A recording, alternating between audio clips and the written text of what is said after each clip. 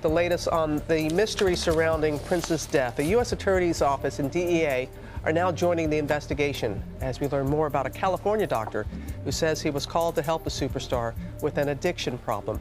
ABC's Eva Pilgrim has the story. Being run by musicians, so it's being run by accountants and lawyers.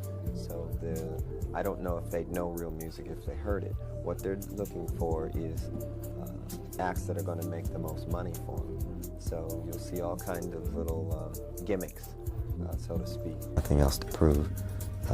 I feel like the greatest performer that I could have been, and people who love me feel that I was the greatest performer they'd ever seen, so there's nothing left to prove. At a time like this, if I was on medication right now, then one pill could have been swapped out and it would be Michael Jackson and Prince all over again. Given what Prince was revealing about the music business, I know many of you have been asking whether there was any link between Prince and Diddy. According to some reports, there was a strange relationship of some kind. Prince was battling the record company for doing the same thing Diddy did for years, profiting off the musicians without paying them $1 and blackballing them for exposing him in part because of the agreement Diddy had with Warner Brothers. It became such a big deal back then is ever since my third album, I wasn't really taking large advances from the recording companies. I was recording the albums myself in my own studio. So the way I looked at it, I owned the work because I paid for it. And I did all the work, I created it, so I felt like it should belong to me. That said, the companies felt otherwise, and they would always hold this contract up and say, well, you signed it. And I say, well, I understand that. It's not like I want to leave, I just want to, talk about this thing and see if we can't make it more fair. Of course, they wouldn't change, because if they changed, they wouldn't really exist. And that's kind of the situation we're in right today. They're not going to exist much longer. But it's not like we're against them or anything like that. The idea is that we find better ways of working with one another. It shouldn't be a situation where they own the album or the work. We're talking about intellectual copyright. If they're going to be indeed a delivery service, then that's fine. But even FedEx doesn't say that they own the thing that they ship. Second, Prince supposedly had doubts about Diddy's intentions with the free calls, so he offered his mansion to him for his parties, but he never went himself. Yeah, the first Diddy party I went to was at Prince's house. So you want to go to Prince's house to the Diddy party where Tyrese is performing and Demi Moore and Ashton Kutcher are swinging on swings. That is what's happening on the other side of the wall. And so the one thing that makes this party different than a Jamie Foxx party or any other celebrity party that wrangles a bunch of young women or guys or whatever too, is that Diddy didn't let you bring your security in the party. Third, Prince's estate was engaged in a legal battle with Jay-Z, who was close to Diddy prior to his lawsuit. The problem was that Jay-Z was unlawfully sharing Prince's songs on Tidal. Record companies like Warner and Prince attempted to warn us, but sadly, it never ends well for those who expose celebrities like Diddy and Jay-Z. With all of this Diddy craziness, things are about to become even more crazy, so get seats, lovers. You see, the problem with Prince is that he fought throughout his whole career against any corporation that he believed was interfering with his ability to own and control his music. For it, he apparently paid the ultimate price. Death, it remains to be seen whether Warner Brothers had anything to do with his unalive status. However, many admirers firmly believe that they were complicit in his demise. For some context, in 1977, at the age of 18, Prince signed a record deal with Warner Music because he was seen as a musician who represented Warner, which at the time seemed to invest long-term in genuine talent. He was retained by the label, even though the albums he recorded between 1978 and 1981 did not do well. Prince recorded more songs in 1982, a year after MTV debuted, and he had his first appearance in the US Top 10. He also joined a new generation of artists who recognized the value of music videos as a tool for artist marketing and for creating their own mythology and iconography. By 1984, when Purple Rain was released, he was undoubtedly the largest and most exciting music singer in the world, and fans were now imitating his appearance. Prince was now able to launch his own label, Paisley Park Records, with some funding from Warner, who also managed distribution, since he was growing as an artist. However, he began to fight for his rights after understanding that he was not receiving what he deserved. He probably believed it would be as simple as notifying Warner Brothers that he wanted to leave, but that was not from the case. Because that's what record companies do, Warner Brothers irritated him. Prince and Warner then clashed over money and his songs in the lead up to the Gold Experience's release. He then made the decision to go public with the struggle by wearing the word slave inscribed on the side of his face.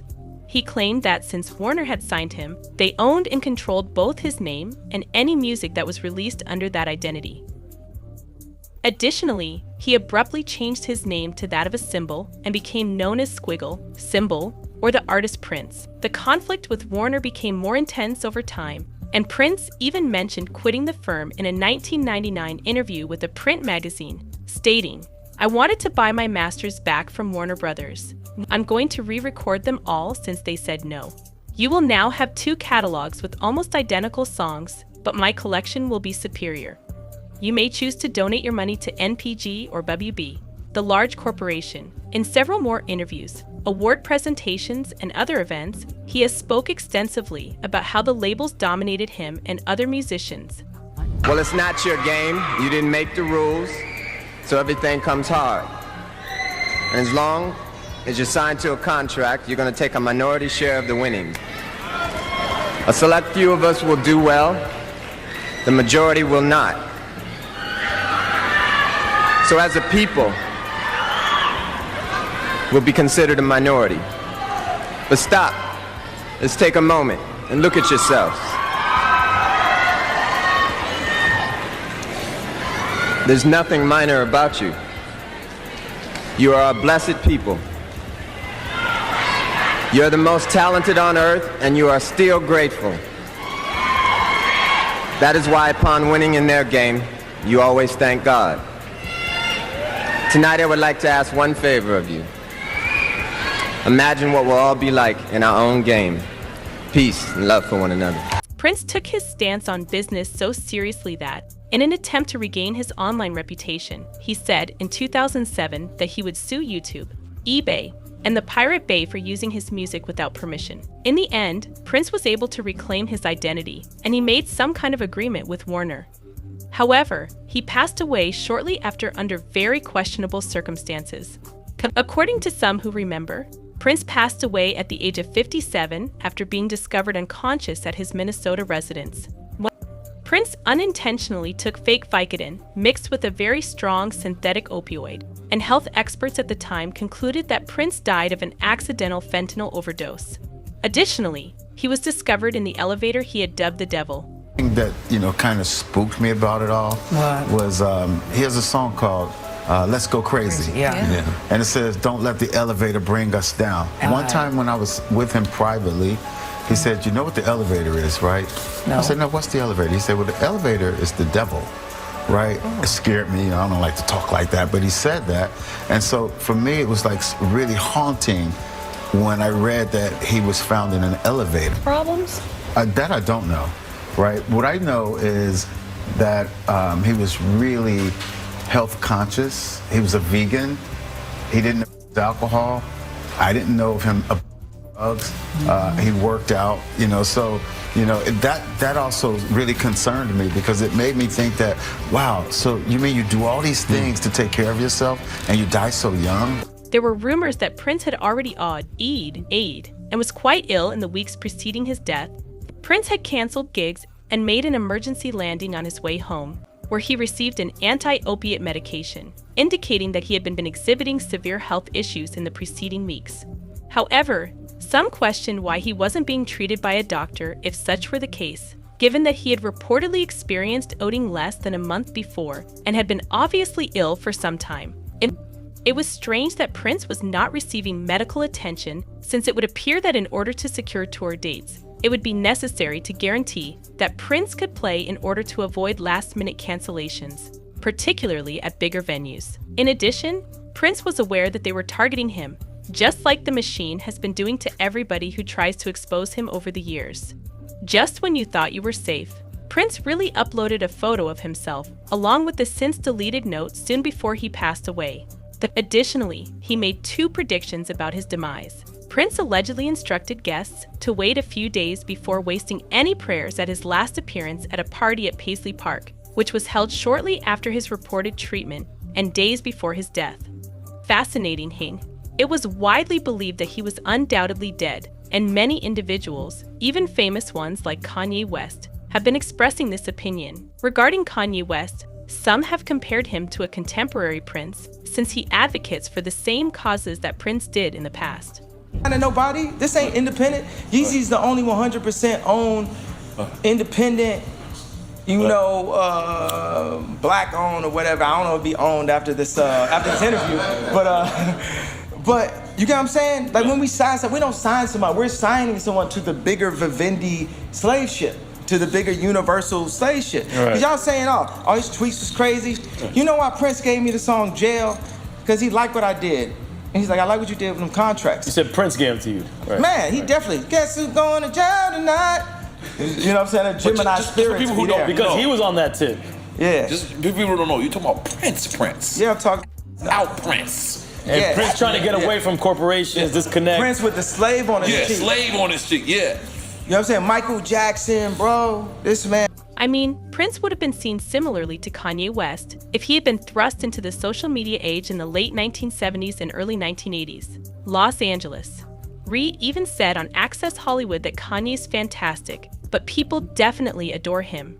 Fantastic, that is, comparable to Prince. However, he is hip-hop now. He isn't the same person. He's not that sort of performer. He doesn't play the piano or guitar, but he is a king in hip-hop. Alright, now let's talk about Diddy's role. As you may remember, Diddy and Warner Group signed a joint venture agreement that handed the record label a 50% share in Diddy's Bad Boy Records label. Warner agreed to market and manage the physical and digital distribution of Bad Boy's catalog releases globally, as well as the label's roster of artists, which includes Mace, Mario Winans, Notorious B.I.G., and P. Diddy himself. Diddy even went so far as to say, the very thing that Prince had been fighting his entire life was what Diddy was doing to his artists in reference to the agreement. And is it really necessary to list all of the bad boy artists Diddy has let down in the past? This list could go on for days, as we already know, and it is said that this was one of the problems Prince had with Diddy. Even worse, Diddy began returning publication rights to his previous musicians, including Biggie, who signed to Diddy's company Bad Boy Entertainment at the beginning of its existence in 1993, just before he was the target of his first lawsuit. However, Diddy's former musicians claimed that he had already exploited everything and that the rights he was returning were essentially worthless. And it's funny, and then you move on and you like something that he did on TikTok because he's funny. But for people that worked for 6 years of their life and entered an industry where somebody made, what, $48 million? $50 million? And we didn't even see a penny of that, and we were in thongs and 5-inch heels for years of our lives on stage. And not any of it did we see. And the measly amount of change that MTV paid us, we don't even get to feel any benefit of that because they never brought the show back. And they don't play it in reruns, so we can't even get the hype of, oh, hey, I remember this. They're cult classics. Let me hire her for something. Yeah. Like all of them got, right? Jersey Shore kids are making millions of dollars. The first Diddy party I went to was at Prince's house. So you want to go to Prince's house to the Diddy party where Tyrese is performing and Demi Moore and Ashton Kutcher are swinging on swings. That is what's happening on the other side of the wall. And so the one thing that makes this party different than a Jamie Foxx party or any other celebrity party that wrangles a bunch of young women or guys or whatever too, is that Diddy didn't let you bring your security in the party. Let's now briefly discuss Diddy's old best friend Jay-Z and his relationship with Prince. Prince allegedly trusted Jay-Z at one time during his troubles with Warner because he believed that Jay-Z had his musicians' best interests in mind. He so negotiated an agreement with Tidal, a streaming service that is mostly controlled by Roc Nation, Jay-Z's business. However, in 2016, the Prince Estate Administration gave NPG Records permission to sue Roc Nation for copyright when the latter uploaded 15 Prince albums on Tidal. So the complaint claimed that Tidal had violated copyright by posting 15 Prince albums on the streaming site, and that Tidal had only been granted an exclusive 90-day license for a recently recorded studio album Hit and Run. The problem is that Tidal claimed to have obtained an oral and written authorization to be the first streaming service to release several Prince albums. However, NPG claimed that the equity term sheet and the agreement between Tidal and Prince were fake and backdated to seem real. Although NPG said that there is no proof that the agreement included additional works or that Prince was ever granted Tidal equity prior to the dispute, they acknowledged that Prince did in fact make a contract with Tidal for a recorded studio album called Hit and Run. Furthermore, Rock Nation disregarded repeated demands for supporting paperwork or proof of any implicit or spoken agreements giving these rights. With this, people have essentially been attempting to convey that Diddy and Jay-Z are similar. In actuality, two individuals may do the same task using the same fabric. Numerous people believe that Prince was referring to Diddy and Jay-Z when he warned musicians and people about the system, and he had to go, like so many others before and after him. However, how do you feel about all Prince attempted to reveal about the music business? Is it, in your opinion, what finally caused his premature death? Do you believe that's what finally caused his premature death? Put your thoughts in the space provided for comments below.